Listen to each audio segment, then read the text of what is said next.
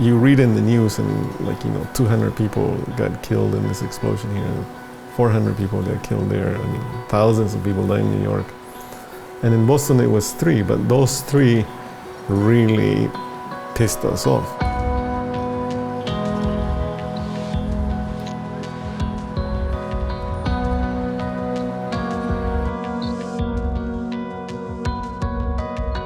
All the components of the space, they tell a little bit of the story. The stone markers are there to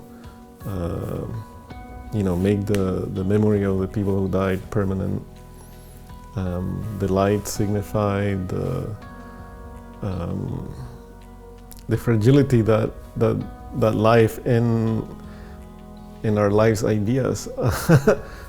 We bumped out the curve of Boylston Street to say, this has changed the street forever.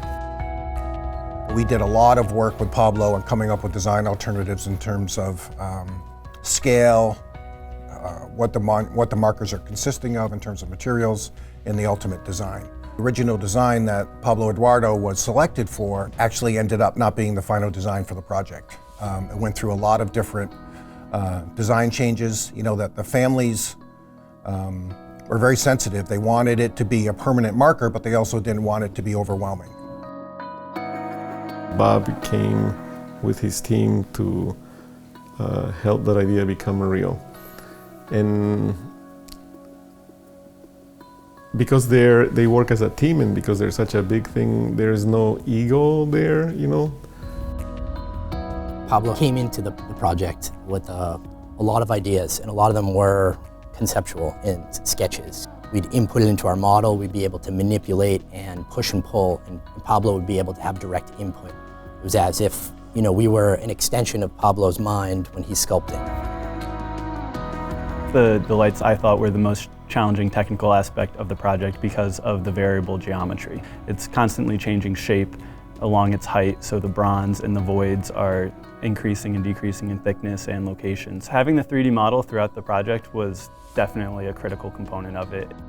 And we helped him bring those ideas to life in 3D space, and that in turn helped the families and the city of Boston see the project come to life in 3D space. At night the lights are on, and it's almost festive in a way, It celebrates life, it celebrates the fact that we can have in this country these ideas that we can uphold,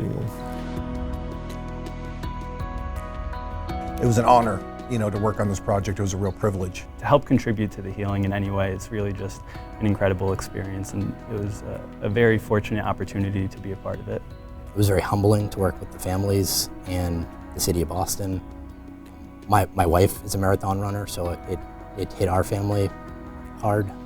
I mean, I've been to countries where you would not think about memorials because you can't. In some ways, a lot of people said, how can you spend so much in other things, but how can you not? Because that's how you show that we are where we are in our trajectory as a community,